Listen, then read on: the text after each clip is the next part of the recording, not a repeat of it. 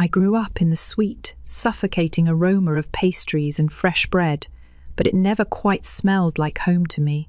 While most kids built castles out of sand, I stacked chairs after closing time at Brooks's bakery, our family's pride and obsession. My parents, Rebecca and Daniel, ran the place like it was the centre of the universe, and maybe for them, it was. My sister Sophia? She was practically born with a rolling pin in one hand and a future owner badge on her onesie. Meanwhile, I was the weird kid reading books about plants in the alley behind the bakery, away from the noise, the orders, the endless sugar rush of customers. At dinner, talk was always about expanding the menu or improving the storefront display. Not once did anyone ask me about the landscaping books piling up under my bed or the little garden I tried to coax to life behind the bakery's dumpsters. "Stop daydreaming, Evan," my mum would say between bites of her famous lemon tart. "You're part of this business, whether you like it or not," my dad would chime in, his voice heavy with finality. And Sophia? She'd just smirk over her latte and say something like, "Maybe one day you'll find a way to bake plants into a cupcake." I laughed on the outside. On the inside, the walls closed in tighter every year. There was only one place that felt like mine, Walter's farm. My grandfather's land was a patchwork of wildflowers, ancient oak trees, and dirt paths that smelled like freedom. Every weekend I could escape, I went there. Walter never pushed, never questioned. He'd just hand me a shovel and say, "Grow whatever you want, kiddo." Funny how a handful of dirt and a seedling felt more like family than my own blood ever did. Back then, I thought I could survive like this, half in, half out. But I was wrong. The break was coming. I just didn't know it yet. The night it all came crashing down wasn't anything dramatic. No shouting, no plates thrown across the bakery kitchen. Just me, sitting across from my parents and Sophia at the scratched-up dining table, trying not to lose my nerve. They were already halfway through a lecture I'd heard 1,000 times. "Evan, you need to think about your future with the bakery," my mum said, slicing through her pasta like it had personally offended her. My dad nodded, arms crossed. "You're not a kid anymore. It's time to stop playing around with, what is it? Landscaping." Sophia chuckled under her breath, swirling her wine. "He's planning to grow flowers for a living. So ambitious." I swallowed hard, the words sticking to the back of my throat like wet cement. For years I had nodded along, pretended. I had stayed quiet because I thought maybe, just maybe, they'd eventually see me. But tonight, something cracked open inside me. Maybe it was all the nights spent alone in the garden behind Walter's barn, or the stack of acceptance letters hidden in my dresser drawer. I put my fork down carefully. My hands shook a little, but my voice didn't. "I'm not staying," I said. Silence. The kind that stretches and snaps like an old rubber band. "I'm leaving. I'm going to study landscape design at State." My mum stared like she didn't understand the language I was speaking. My dad's face hardened. Sophia leaned back in her chair like she was watching a slow-motion car crash. "And who's paying for that little fantasy?" my dad asked, voice low. I braced myself. "Me. I'll figure it out." Sophia laughed. Really laughed, like it was the funniest thing she'd heard in years. "You? On your own? Come on, Evan, you can barely make rent for your gas money." I didn't rise to it. I just stood up, napkins sliding off my lap onto the floor. "If you're walking away from the family, you're on your own," my dad said, already reaching for his wine glass like the conversation was over. "Fine," I said. I never needed the bakery. I never needed permission. I walked out with nothing but my keys, my wallet, and a backpack half-packed with hope and fear. I didn't even slam the door. I left it swinging open behind me. Walter's porch light was already on when I pulled into the driveway an hour later. He didn't ask questions, just opened the door wide and said, "Took you long enough, kid." And for the first time in my life, stepping into that old farmhouse, I felt like I wasn't abandoning something. I was finally choosing something myself. If you had asked me a year ago where I saw myself, I probably would have said stuck behind the bakery counter, wiping down tables, pretending not to hate it. But life, when you finally shove the door open, has a funny way of rushing in. The first few months after leaving were brutal. Walter's farm had charm, sure, but it didn't pay tuition.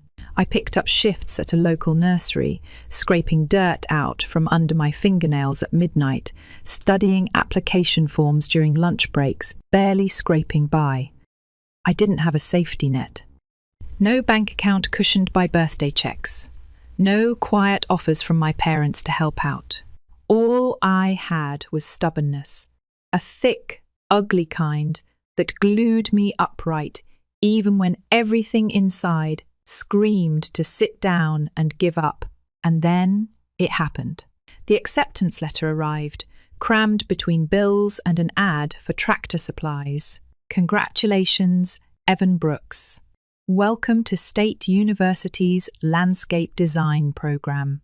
I held that letter in both hands, sitting on Walter's front porch, staring out across the wildflower field he'd planted decades ago. Maybe it wasn't Harvard. Maybe it wasn't even impressive by Brooks' family standards. But it was mine. Walking onto campus the first day felt like being dropped into another universe. Everyone buzzed past, backpacks slung over one shoulder, earbuds plugged in, talking about projects I didn't even understand yet. I gripped my map like it was a life raft. Feeling about 12 years old, that's when I met Mason. I barely saw him coming. One second I was checking the building numbers, the next, a guy with messy blonde hair and a stack of blueprints tucked under his arm slammed into me full force. "Whoa, sorry man." He laughed, catching my elbow before my books could spill everywhere. I swear, these architecture majors think they own the sidewalks. He grinned like it was the best thing that had happened all morning. I mumbled something about being fine, trying not to drown in embarrassment. "You knew?" he asked, already falling into step beside me. I nodded. "Cool. I'm Mason, second-year landscape design. You'll need someone to show you where the cafeteria doesn't suck." I didn't know it yet, but Mason would become my anchor in the storm that was college life. Loud, unapologetic, and exactly the kind of chaos I needed. He dragged me into study groups I was too shy to join on my own, shoved coffee into my hand before morning labs, introduced me to people who actually wanted to talk about soil pH and native plant species like it was revolutionary instead of boring. For the first time in my life, I wasn't the weird one in the room. Here, dreaming about transforming empty land into something living and breathing wasn't naive. It was celebrated. And then there was Dr. Harper, tall, sharp-eyed, and intimidating in a way that made you want her approval more than you feared her criticism. She was the kind of professor who didn't hand out compliments like candy. You earned them, scraped them out of projects and late nights and blisters. The first time she noticed me was a Thursday afternoon critique session. I had stayed up 2 nights straight, crafting a mock garden layout, hand-painting every detail because I couldn't afford the fancy digital programs the others used. When I pinned it to the board, part of me wanted to disappear into the floor. The room was silent for a long time. Then Dr. Harper walked up, tapped a corner of my design with her pen and said, "This is raw, imperfect, and absolutely brimming with soul. Don't lose that." It wasn't loud. It wasn't dramatic. But those words dug deeper than all the trophies Sophia ever brought home. Not everything was easy. I was still broke most weeks. I still worked weekends at the nursery. I still fought a constant war in my head between feeling proud and feeling like a fraud. Every time Sophia posted another picture from some bakery awards ceremony, or my parents announced their plans to open a second location without even mentioning my name, the old ache flared up. But somewhere between the endless design drafts and the cafeteria coffee that tasted like burnt rubber, I realized something. I didn't miss them. I didn't miss the bakery. I didn't even miss the life I had been conditioned to want. I missed Walter's voice telling me, grow whatever you want. I missed believing that was enough. And slowly, class by class, project by project, I started believing it again. One Friday night, after Mason and I had pulled an all-nighter prepping for finals, we stumbled out of the library at 3 a.m., giddy with sleep deprivation and bad coffee. We collapsed onto the lawn, laughing about nothing, staring up at the stars. You ever think we're just insane for doing this? I asked, shoving my backpack under my head. Constantly, Mason said, grinning. But then I remember, what's the alternative? Doing something you hate for people who don't even see you. I didn't say anything. I didn't need to. The stars stretched out overhead, wild, vast, unapologetic. Maybe for the first time ever, I understood. Choosing yourself wasn't selfish. It was survival. And I had no plans to ever go back. The call came on a Tuesday. A stupid regular Tuesday when I was halfway through sketching a public garden redesign for a class project when the world split open quietly. Walter was gone. There was no big accident, no sirens, no drama, just a quiet end, the way he had lived. The man who handed me seeds when everyone else handed me expectations, gone. I don't remember much about packing or driving back, or even walking through the door of the old farmhouse. It smelled like dust and rosemary and grief. The funeral was small. He hadn't been big on crowds, just a handful of neighbours, a few of his old friends from the feed store, and me standing there feeling like a hollowed-out version of myself. Sophia showed up, of course, with Liam at her side, polished, poised, like they were attending a business conference, not burying the only man who had ever really seen me. Mum and Dad arrived too, later than everyone else, wearing grim expressions and expensive coats. They offered tight, mechanical hugs, words that felt too clean for grief. I didn't need their sympathy. I barely heard it.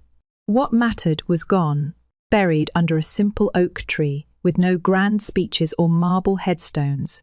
Just Walter's name carved into a wooden marker he'd made himself years ago. Plant something here, it had said. Simple, hopeful, like him. A week later, we gathered in the cramped office of Walter's lawyer to read the will. I didn't expect anything. Honestly, I assumed the farm would be sold off, parcelled out like everything else in this family. My parents probably already had plans, new bakery investments, luxury vacations they could justify in Walter's name. The lawyer, a small man with rimless glasses and a nervous cough, cleared his throat and began. To Rebecca and Daniel Brooks, a small monetary gift in recognition of their family ties. To Sophia and Liam Carter, nothing. The room tensed. I could feel the air shift. And then to Evan Brooks, the house, the land, the gardens, everything. Silence. Actual, ringing, dangerous silence. I blinked, thinking I must have misheard. But no, the lawyer was sliding the papers toward me, formal and official and absolutely real. Walter had left it all to me. My mother's face drained of colour. My father's jaw tightened so hard I thought I heard a crack. Sophia's mouth opened and closed like she was struggling for air. "This has to be a mistake," my mum snapped, rising halfway out of her chair. The lawyer just shrugged, calm as ever. Mr. Walter Brooks was very clear in his wishes. "All legal documents are in order." "That land is worth a fortune," Sophia hissed, whipping around to glare at me. "You can't seriously think you deserve it."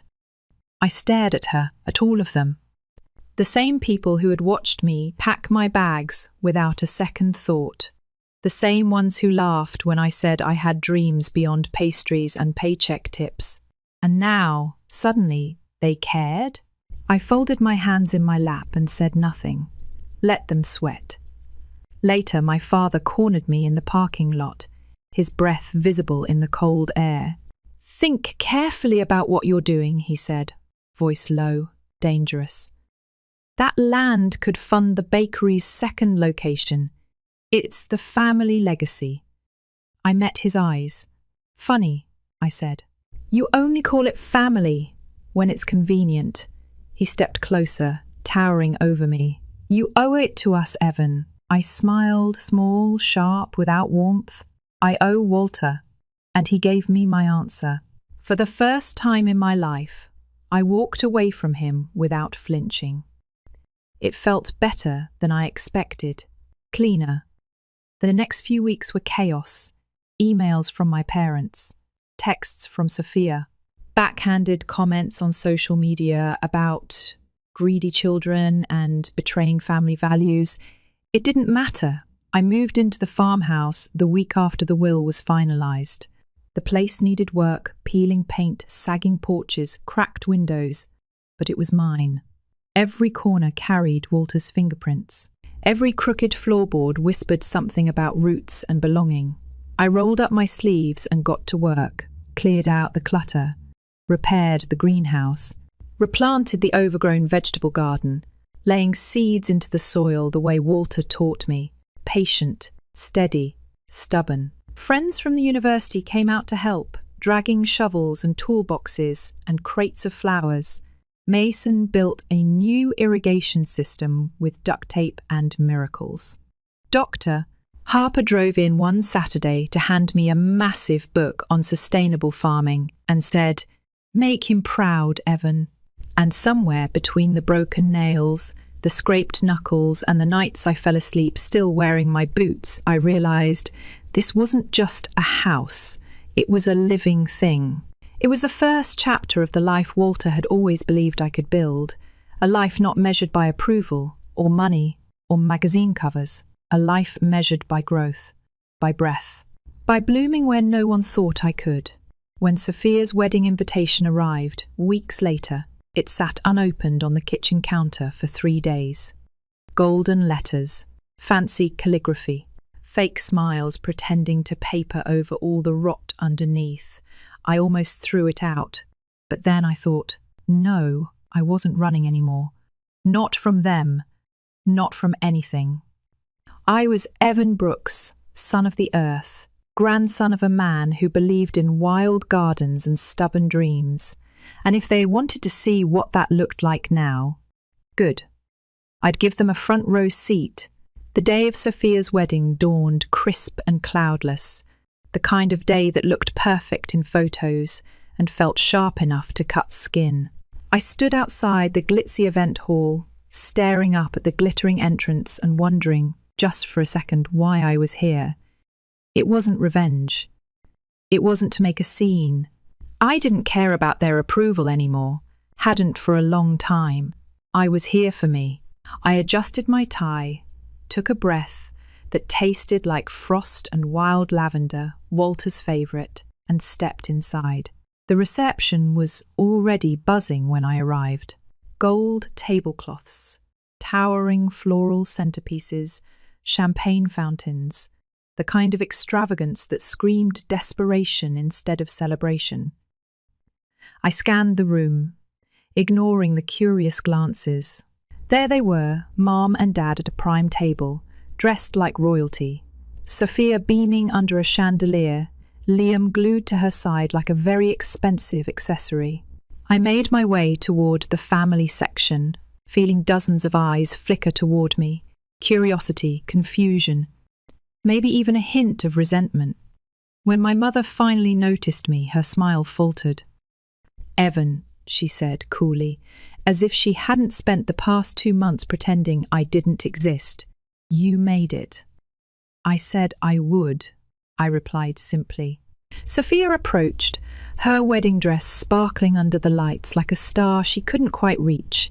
She glanced at me, an unreadable expression crossing her face. "I'm surprised you came," she said, voice syrupy sweet. "Guess I wanted to see what all the fuss was about," I said, flashing a polite smile that didn't reach my eyes. She laughed, a sharp, brittle sound, still playing in the dirt, "I see." Before I could answer, a sudden commotion near the stage drew everyone's attention. The MC tapped the microphone. "Ladies and gentlemen, before we continue the evening, the mayor has a few words." The room hushed. I blinked and then froze as Mayor Collins himself took the stage. "Today we celebrate Sophia and Liam," he began warmly. "But before we dive into toasts and dancing, I want to take a moment to acknowledge someone in this room who has made an extraordinary impact on our city." I felt the ripple through the crowd, curiosity sharpening into something electric. The mayor's smile widened. "Evan Brooks," he said, gesturing toward me. "Designer of the new Public Gardens project, which has already been hailed as one of the most visionary urban landscaping achievements in the state." Applause broke out, polite at first, then swelling, genuine. I stood, heart hammering against my ribs, and made my way to the stage. Shook the mayor's hand, said a few words about green spaces and hope and community. When I returned to my table, the silence around it was deafening. My father stared at me like he didn't recognize the son he once dismissed. My mother toyed with her wine glass, her mouth pressed into a tight line, and Sophia looked like someone had dropped ice down the back of her designer gown. "You've been busy," she said, voice clipped. "I have," I said, and meant it. Busy growing, while they stayed exactly the same. The rest of the evening passed in a blur of stiff conversations and fake smiles. I stayed long enough to be polite, long enough to show them that their absence hadn't stunted me. It had freed me. When it was finally time to leave, I didn't look back. 3 days later, the phone rang. Mum's number. I stared at it for a long time before answering. "Sweetheart," she gushed the second I picked up, her voice dripping with forced affection. "We're just so proud of everything you've accomplished. We were thinking maybe you could come by for dinner." It's been too long. I leaned against the kitchen counter, staring out the window at Walter's gardens, lush, untamed, alive. There was a time when that invitation would have cracked something open in me, a time when I would have scrambled for any scrap of approval they dangled. Not anymore. "I'm busy," I said simply. A pause. "Well, maybe another time," she said, a hint of desperation bleeding through. "Maybe," I agreed, and hung up. I owed them nothing. Not my time. Not my success. Not my peace. A week later, another knock came, this time on the farmhouse door. I opened it to find Sophia standing there, arms crossed. Her polished image cracked slightly around the edges. "Evan," she said, managing a tight smile. "I was just in the area." "Sure you were," I said, stepping onto the porch. She hesitated, then plunged forward. "Liam and I, things are tight right now. With the bakery expansion, the loans, it's complicated." I said nothing, waiting. "We were wondering," she continued, her voice softening, "if you'd be willing to, I don't know, invest? In the family's future?" The audacity was almost funny. "You mean the future you didn't think I deserved to be part of?" I asked, raising an eyebrow. "Evan, come on," she said, a flash of irritation slipping through the cracks. "We're family." I leaned against the porch rail, feeling the rough wood under my palms. "You're right," I said finally. "We are family. And Family is supposed to support each other, to believe in each other, to show up when it matters. She flinched just a little. And when I needed that, I said, voice calm, "You all chose yourselves." I pushed off the railing, standing tall. "I'm doing the same." I didn't slam the door. I didn't yell. I just turned and walked inside, letting the screen door click softly behind me. Life moved on. The garden bloomed, chaotic, colourful, perfect in its imperfections. My projects expanded. My name started appearing in magazines and architecture journals. Contracts rolled in, city parks, eco-resorts, private estates. But none of it compared to the feeling of standing in the backyard of Walter's farmhouse, bare feet in the dirt, watching the seasons turn. I had built something here, something no title or paycheck could buy, something real. Sometimes, when the sun set low over the fields and the lavender swayed like a whisper, I could almost hear Walter's voice in the wind, "Grow whatever you want, kiddo." And I had. I wasn't just surviving anymore. I was blooming, exactly where they thought I'd wither. Story 2, a lifetime of being second best until I finally had enough. You ever feel like your whole life was just background noise? That's basically been my existence for 29 years. I'm Emily, and I'm engaged to Ryan, 31M, the literal love of my life. We've been planning our dream October wedding for the past 8 months. Every detail, from the venue to the playlist, was coming together perfectly until last week. Cue chaos. Now, for some backstory, I have a younger sister, Leah, 26F. She's always been the star in my parents' eyes, the golden child. I could win awards, get straight A's, land a big promotion, didn't matter. If Leah sneezed in public, she was a hero. In high school, I was the overachiever, varsity volleyball, honor roll, student council. Leah was a cheerleader. Guess who got a giant party for making varsity? Hint, not me. Every volleyball match I killed myself at, they were busy hyping up her halftime routines. And sure, I get that cheerleading is tough too. But damn, would it have hurt them to show up for me once in a while? I spent years thinking Leah was the enemy. It wasn't until college, when I met Ryan, that I finally realised. It was them, not her. Ryan showed me what real love and support looked like. He made me feel seen in a way I didn't even know I needed. And after a lot of therapy and crying into cheap wine, I finally stopped blaming Leah for everything. We actually started rebuilding our relationship. Slowly, painfully, but genuinely. We weren't besties braiding each other's hair or anything, but we checked in. We talked. We laughed. For the first time in forever, I felt like maybe we could be sisters again. When Ryan proposed, Leah was the first person I called. She cried. I cried! And she promised she'd help me plan every step of the wedding. It felt like one of those cheesy movie montages. I thought, wow, maybe things are finally different. Spoiler, they weren't. It all started with a call from my mum last Wednesday. Innocent enough at first, she was actually asking about the wedding planning, which was weird since she hadn't shown much interest before. I should have known something was brewing. After some small talk, she dropped the bomb. Leah and her boyfriend Sam are planning to get engaged. Now, don't get me wrong, I was genuinely thrilled. I want Leah to be happy. But the word planning threw me off. Planning to get engaged? Isn't that just dating? I asked for clarification. Mom said Sam had been hinting at proposing, asking Leah about rings and dresses. Classic signs, sure.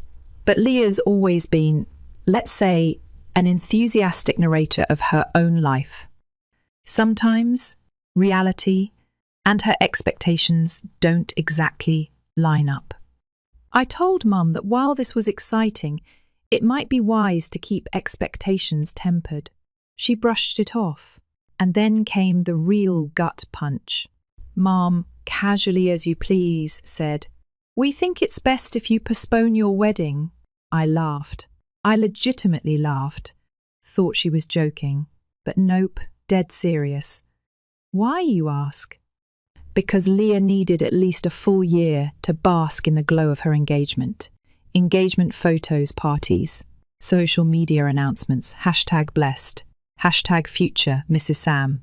Apparently, my wedding would overshadow her Instagram rollout. I told Mum that was absurd.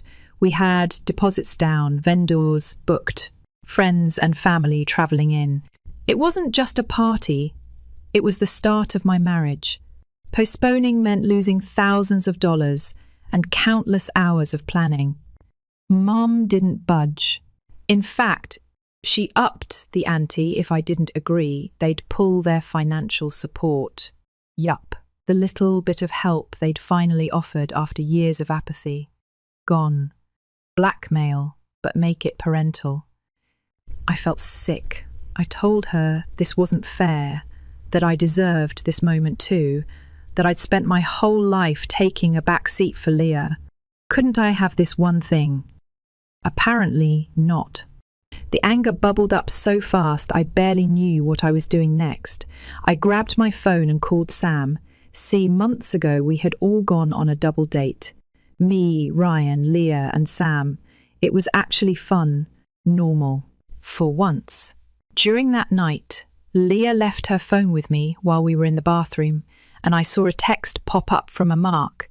It said, "Can't wait to see you again." My stomach dropped. Mark was her ex. A lingering bad decision, should have blocked his number X. When I asked Leah about it, she shrugged it off.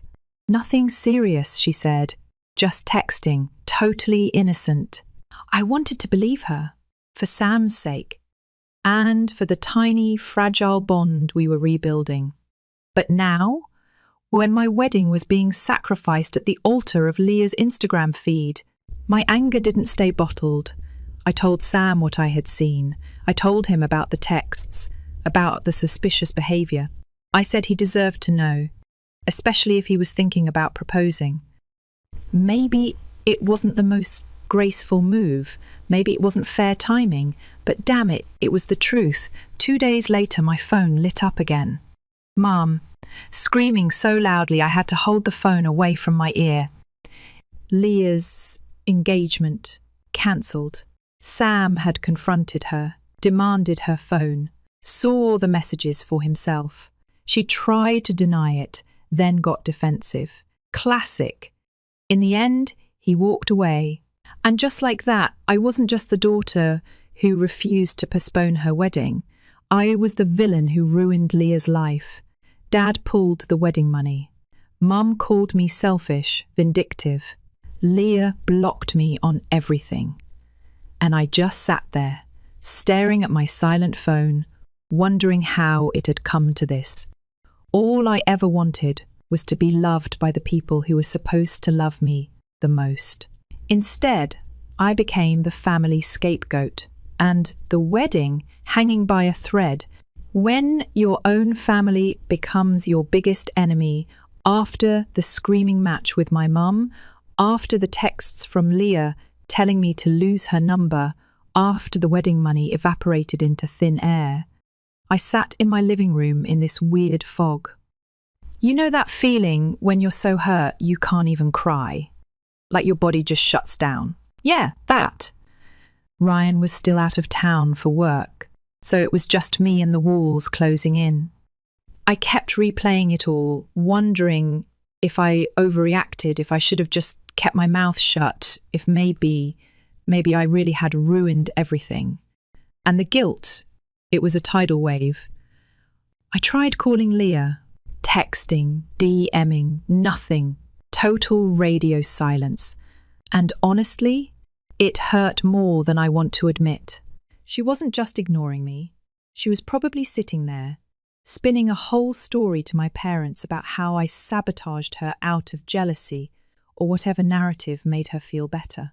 By the time Ryan got home, I was a wreck. I sat him down and word vomited the whole saga before he could even take off his shoes. I was bracing for disappointment, for anger, maybe even resentment. But Ryan just listened, and when I finally ran out of words, he pulled me into a hug and said, "Emily, you didn't ruin anything. You told the truth. That's more than most people have the guts to do." God, I love that man. We spent that night making a new plan. Screw the fancy venue. Screw the big guest list. Screw trying to impress anyone. We were still getting married, no matter what. The next few days were a flurry of calls and emails. We lost our original venue deposit. Painful, but survivable. A couple of vendors were cool about rescheduling, but not all. We were bleeding money we didn't exactly have. That's when Ryan's old college buddy, Matt, swooped in like a freaking superhero. Matt's parents owned this charming old inn, about 40 minutes outside the city. All exposed brick, twinkle lights, cozy fireplaces.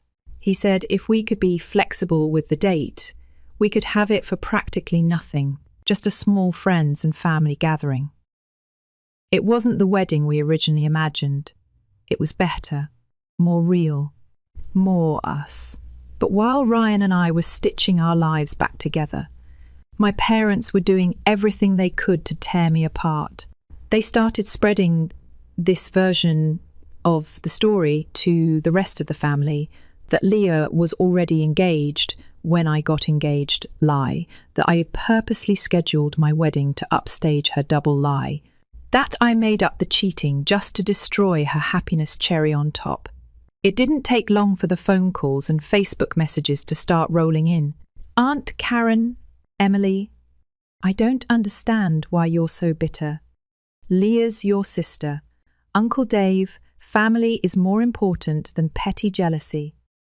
Even my grandma, who literally never uses a cell phone unless someone's dying, called to tell me how disappointed she was. I wanted to scream, to show them the receipts, to blast screenshots across a family group chat. But I didn't, because deep down I knew anyone who was willing to believe the worst about me without asking for my side. They were never really on my side to begin with. Meanwhile, Leah stayed silent. No apology, no explanation, no accountability, just this gaping hole where my sister used to be. I can't lie, it broke me for a while. Not just because of the wedding drama, but because it confirmed what I'd always feared deep down. No matter how much I loved them, my family would never choose me. They had their golden child. And I was just expendable. Still, life doesn't stop just because your heart's in pieces. Ryan and I dove into the final stages of wedding planning. Tight budget, tight guest list, tight timeline. And honestly, the people who stayed, the ones who rallied around us, they made it all worth it. Friends offered to help set up decorations. Ryan's cousin offered to bake the cake. My best friend Lauren, bless her soul, took over coordination duties. It wasn't the fairy tale wedding I grew up dreaming about. It was real. It was raw. And it was built on the people who chose to show up. Then, just when I thought the drama might finally die down, it got worse. Way worse. I was at work one afternoon, trying to mind my business, when Ryan called. "Emily," he said, his voice shaking, "you need to come home, now." When I got there, he was pacing the living room, holding a letter. His hands were shaking. It was from a lawyer representing my parents. They were threatening to sue me for defamation and emotional distress over Leah's broken engagement. I sat down so hard on the couch, I thought I might break it. I read the letter once, twice, 3 times, but the words barely made sense. They wanted a public apology, a retraction, money for emotional damages. My own parents were threatening to sue me for telling the truth. And the kicker, they knew about our financial situation. They knew we couldn't afford a legal battle. They were counting on it to break me. At that moment, something in me just snapped. The scared little girl who spent her whole life begging for their approval. She finally died. I wasn't playing their game anymore, choosing myself for the first time in my life. The second I read that lawyer letter, something inside me, the part that still hoped they'd see me, hear me, love me, just shut off. They were dead to me after that. Ryan and I sat there, side by side on the couch, not saying much at first, just breathing in the weight of it all. Finally, he said, "We fight back. We don't let them bully you." And for the first time in my whole life, I believed him. I believed me. We found a lawyer, a good one, thanks to a friend's recommendation. When he read the letter, he laughed, said my parents didn't have a leg to stand on. Truth isn't defamation, especially when you have proof. And oh boy, did we have proof. Screenshots of the messages Leah sent to her ex while dating Sam. Statements from mutual friends who knew. A written account from Tom's mom about how devastated her son was. Even a letter from Meg, Leah's old friend, who told me something I didn't even know yet. Apparently, Leah had cheated before. A year ago, at a party with Meg's boyfriend. It wasn't a one-time mistake. It was a pattern. Armed with all that, my lawyer sent back a response. We would not be apologizing. We would not be paying. And if they wanted to take this to court, we were ready to countersue for harassment and emotional distress. Funny thing is, when bullies realize they can't scare you, they panic. Within 2 days, the threats magically disappeared. No lawsuit, no apology from them either. Just bitter silence. And yet, they weren't done. One night, about a week after the lawyer dust-up, they showed up at our doorstep, unannounced. Ryan wanted to slam the door in their faces. Honestly, I kinda did too. But some stupid, stubborn piece of me still thought, maybe they're here to apologize. Maybe they realize they went too far. Spoiler, they weren't. They came to blame, to scream, to demand. My mum sobbed about how I destroyed Leah's life. My dad stood there like a statue, arms crossed, scowling. "You need to fix this," my mum said, voice shaking with anger. "You need to make things right." I just looked at them, calm, calmer than I ever thought possible. And I said, "No, I don't owe you anything. Leah made her choices. You made yours. And I'm making mine." They didn't like that.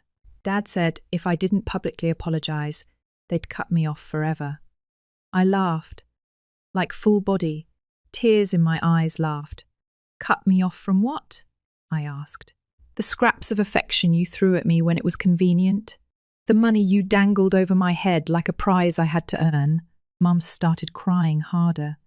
Dad's face turned red. Leah, who was standing behind them, just stared at me with this empty, hollow look, like she couldn't believe her little scapegoat was standing up for herself. I didn't scream. I didn't cry. I just said, "I'm done." And I closed the door in their faces. The weeks after that were strange, quiet, sad, freeing. I grieved the parents I wished I had. I grieved the sister I thought I was finally reconnecting with. And then I moved on.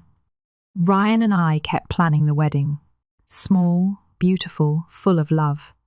Our friends, our real family, helped us pull it together. When the day finally came, it wasn't what I originally imagined. It was better. There were only about 40 people there. No fancy floral arches. No viral Instagram moments. Just laughter, music, and more love than I ever thought I deserved. When I walked down the aisle, Ryan's face lit up like he was seeing me for the first time. And for once, I wasn't thinking about who wasn't there. I was thinking about who was. Later that night, after the dancing and the sparkler send-off, Ryan and I sat on the porch of the little inn, barefoot and exhausted, eating leftover wedding cake with our hands. I looked up at the stars and realized something. For the first time in my life, I wasn't trying to earn love. I wasn't chasing approval. I wasn't second best to anyone. I was enough. It's been a few months now. I still haven't heard from my parents. Or Leah. Word through the grapevine is Leah's been telling anyone who'll listen that I ruined her life. I don't even bother defending myself anymore. If people want to believe lies, that's on them. Meanwhile, Ryan and I are building our life together. We're talking about buying a house, maybe adopting a dog, maybe someday even expanding our family. It's not the life I thought I'd have when I was little. It's better. Because it's real. Because it's mine. Because for the first time, I chose me.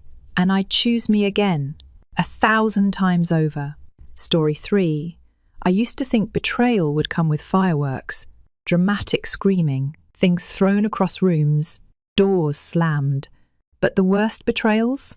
They happen so quietly you don't even hear the crack until you're standing in the wreckage wondering how you didn't notice the fault line before. My name's Daniel, I'm 33 now, and this is the story of how my brother and my ex-wife blew my life to pieces, and how my family expected me to sweep up the shards while handing them cash for the mess they made. Let's rewind. Growing up in a small town just outside Chicago, it was obvious to everyone, and I mean everyone, that Ethan, my brother, younger by 7 years, was the golden child. In our parents' eyes, Gary and Ellen, mid-50s now, I was basically the test run, the rough draft. Ethan was the final masterpiece. They weren't cruel, not physically abusive or anything, just absent, distracted, indifferent, like they were raising me with one hand while pouring all their attention, money and praise into Ethan with the other. I still remember the day it really clicked. 6th grade science fair. I spent months building this insane, moving model of the planets, complete with calculations for orbital speeds. I won first place. Special recognition from the local university. It was huge. My parents, they skipped the award ceremony. Ethan had soccer practice, not even a game, so that took priority. Later, my trophy sat unopened on the living room table for a week before disappearing. Probably ended up in a dusty box in the basement. Meanwhile, the walls covered in Ethan's participation ribbons. His C+ report cards were praised like he cured cancer. My straight A's? Just a distracted that's nice. Honey, over dinner. It didn't stop there.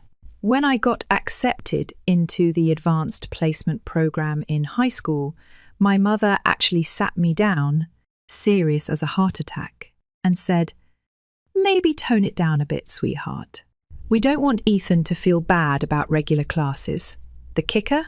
For Ethan's 16th birthday, my parents surprised him with a brand new SUV to build his confidence. Meanwhile, I was told if I wanted to go to college, I'd better start working. I got a job at the grocery store bagging groceries at 16. My own gas, my own clothes, my own college savings. Graduating as valedictorian should have been my moment, right? I imagined them cheering from the audience, proud tears, embarrassing claps. Nope. My parents spent most of the ceremony filming Ethan fidgeting in his chair, bored out of his mind. I literally announced my full scholarship to Carnegie Mellon while they were snapping pictures of him yawning.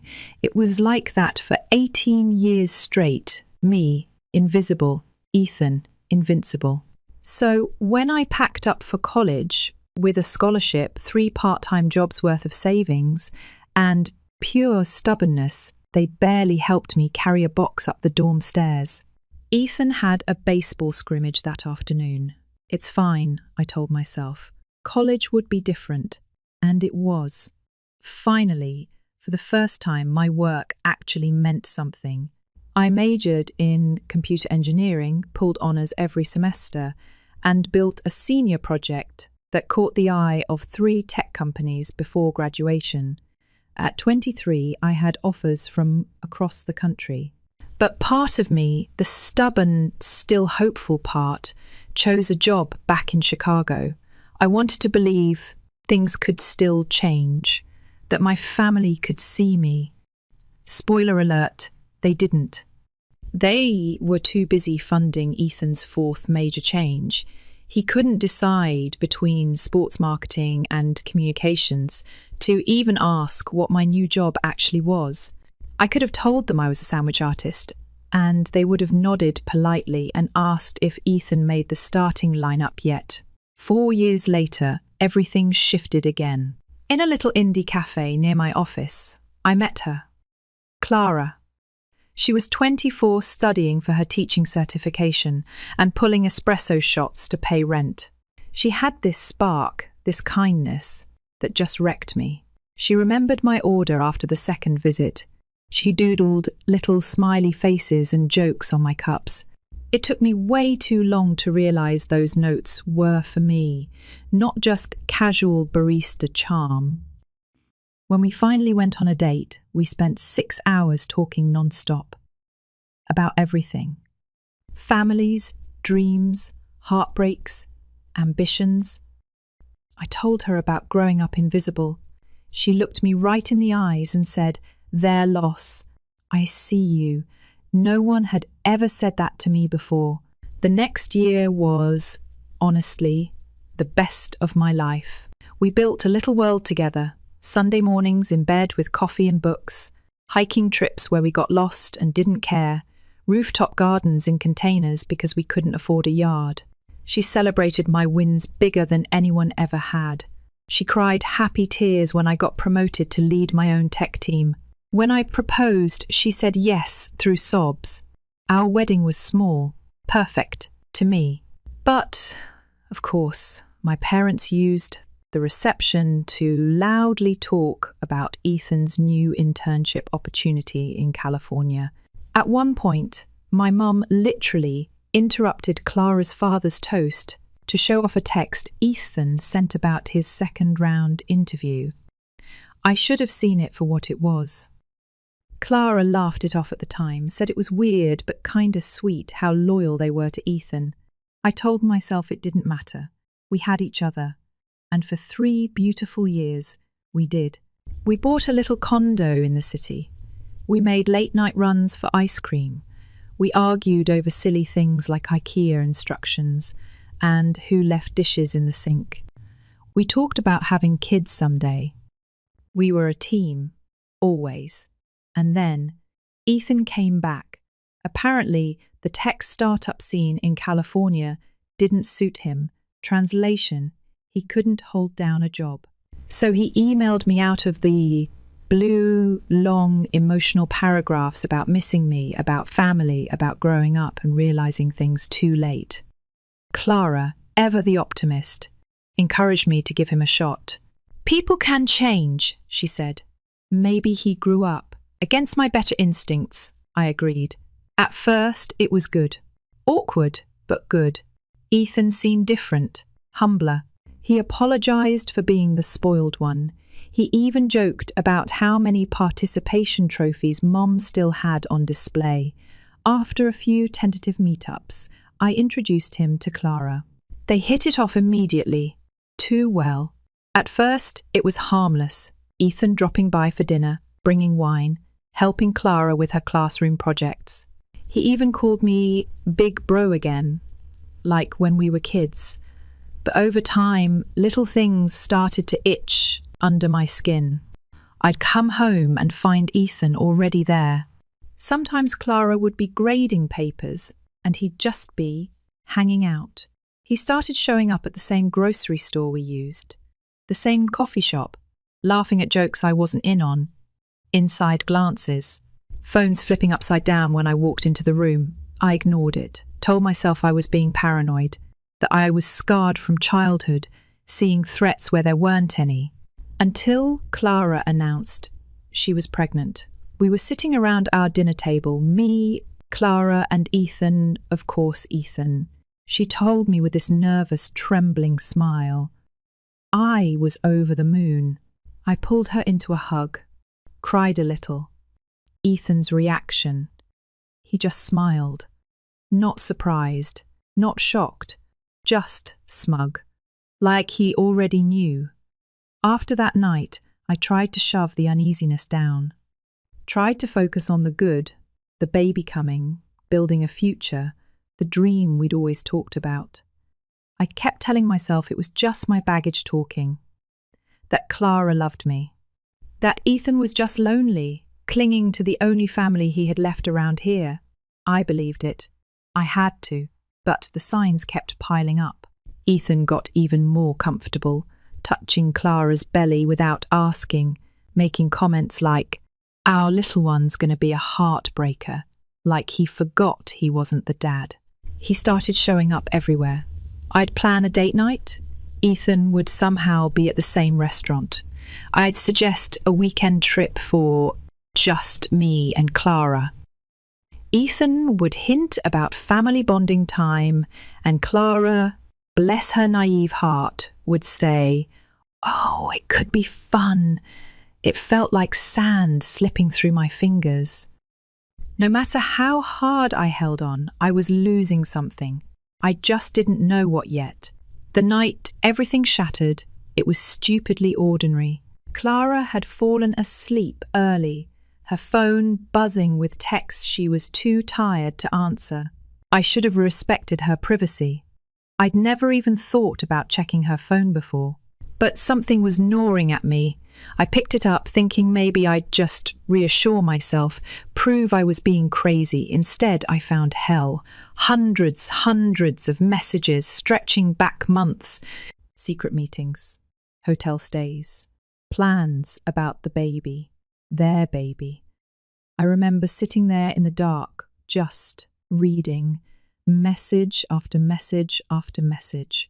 Like watching someone else's life implode in slow motion. My wife, my brother, whispering about a future without me. They weren't even careful. They joked about how easy it was to keep me distracted. About how they thought once the baby was born, I'd be too attached to ever leave. The pregnancy wasn't an accident. It was part of the plan. When Clara woke up and saw me sitting there, her phone dangling from my hand, she knew immediately. She didn't even try to lie. She just started sobbing, kept saying it wasn't supposed to happen like this, like that made it better, like there was some version of this betrayal that would have been okay if they'd just timed it right. I left that night, packed a bag, called a buddy, crashed on his couch. In the morning, I did something I hadn't done in years. I called my parents, hoping, stupidly, that this would finally be the thing that made them see me, support me. What I got. Ethan made a mistake, my mum said, voice tight, like she was the victim. But he's going to be a father now. You need to forgive him. Think of the baby. The baby born from my wife's affair with my brother. That was the day I finally understood. There would never be a moment where I mattered more than Ethan. Not as a son, not as a brother, not even as a human being. I contacted a divorce lawyer that afternoon. I ghosted Clara. No texts, no calls, no conversations. She tried everything, begged, cried, threatened, said I was abandoning our family, claimed I was cold, said I was punishing her. Ethan tried too, cornered me at work one day, wanted a man-to-man talk. I reported him to HR for harassment. Security walked him out like he was a stranger. The divorce itself was brutal. Clara painted me as controlling, emotionally unavailable. Ethan backed her up. My parents wrote character statements about how I was always jealous of Ethan. I almost laughed in court when my mum started crying about how my anger issues were the real problem. But by some miracle, and a very, very good lawyer, I got to keep most of what mattered. The condo, my savings, my sanity. Clara got alimony because apparently in my state, screwing your husband's brother isn't enough to waive support payments. But she didn't get me. And that mattered more. For a while after, I went no contact, blocked their numbers, changed my email, told the front desk at work to turn them away if they ever showed up. I thought that was it, that the nightmare was over. I was wrong. A month after the dust settled, I got a text from the office receptionist. "Hey, there's a woman named Ellen here saying she's your mum. She's refusing to leave the lobby." I should have ignored it. Instead, like an idiot, I went down. There was my mum, eyeliner smudged, holding a manila folder like it was a shield. She launched into this whole speech about forgiveness, about family, about how I needed to step up now that Ethan was struggling. Apparently, Ethan couldn't find a job. Word about his little family drama had made the rounds. Nobody wanted to touch him with a 10-foot pole. Meanwhile, Clara's pregnancy costs were piling up. My parents? They were draining their retirement savings trying to help. Their solution? Me. I kid you not, my mother stood there in my workplace lobby and said, "You need to support your brother's new family, Daniel. It's time to show maturity." Maturity. After they raised a son who thought nothing of betraying his brother. After they turned a blind eye while my life fell apart. I didn't yell.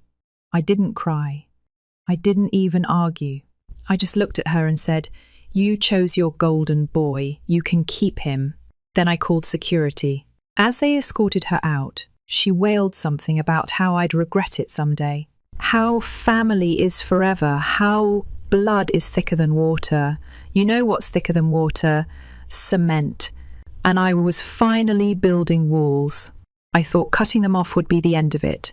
Turns out, when people think they own you, they don't let go quietly. The next few weeks were a circus. First, random numbers started blowing up my phone. Family members I hadn't spoken to in years, aunts, cousins, even some guy who once babysat me when I was 6, all reaching out with the same tired script. Family is family. Jake's struggling. Clara needs support. You're being cold.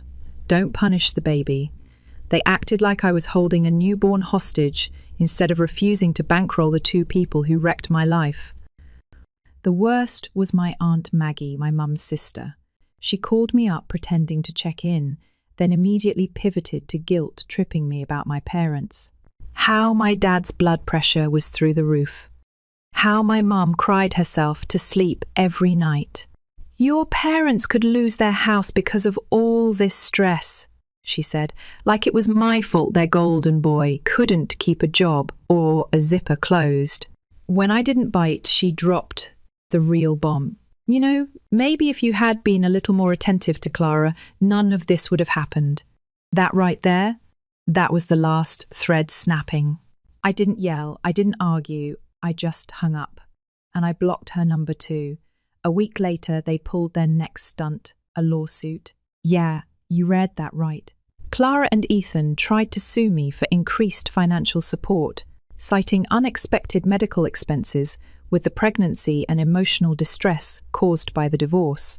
Their lawyer sent me a whole packet. They wanted me to pay more because Ethan couldn't find work, and Clara apparently needed special prenatal care due to stress-related complications. I laughed. I actually laughed. Luckily, my lawyer didn't just prepare a defense. She went for the throat.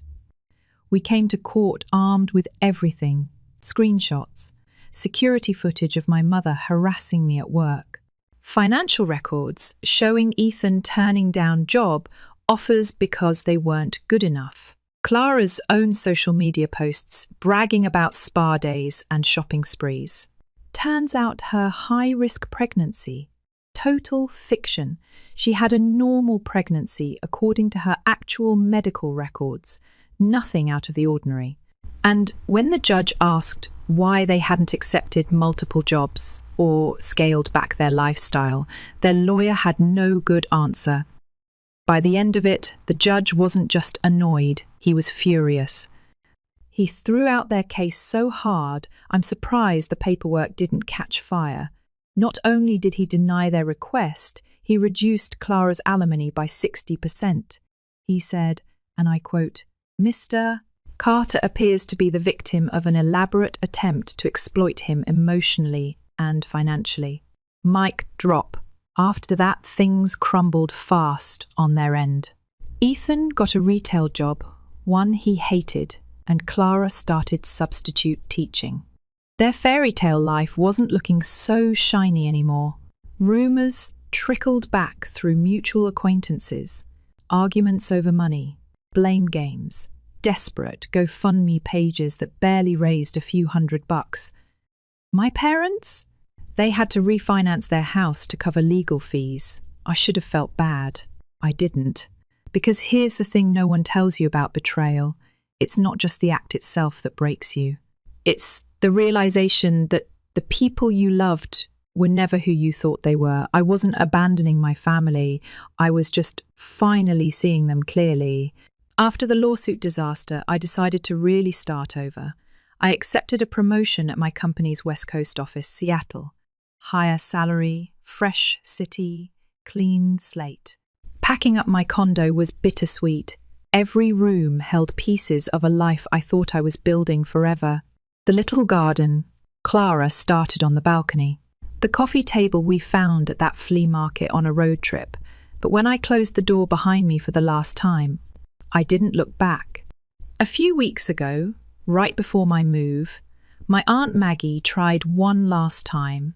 She sent me an email, long, dramatic, talking about how my parents were broken, how Ethan wasn't a bad person, how Clara was struggling as a single mother. I read it once, shrugged, and deleted it. I didn't respond. I didn't need to. Seattle feels different. The air's cleaner. The people don't know me as the brother, the son, the ex-husband. They just know me as Daniel, software engineer, decent guy who makes a killer lasagna and doesn't mind getting caught in the rain. I found a new apartment overlooking the water. I'm meeting new people, building new friendships, maybe someday even a new relationship, but no rush. Most importantly, I'm at peace. For the first time since I was a kid, sitting alone at my own science fair, I don't feel invisible. I don't feel second best. I don't feel like I have to earn anyone's love by setting myself on fire to keep them warm. I'm just enough. They say blood is thicker than water. Maybe that's true, but respect, trust, loyalty, those are things you choose, things you build. And when the people you're born to don't offer you those things, you're allowed to walk away. You're allowed to save yourself. I don't know if karma's real. I don't sit around hoping Ethan and Clara suffer. Honestly, I don't think about them much at all anymore. They made their choices. And for once, I made mine. I chose me.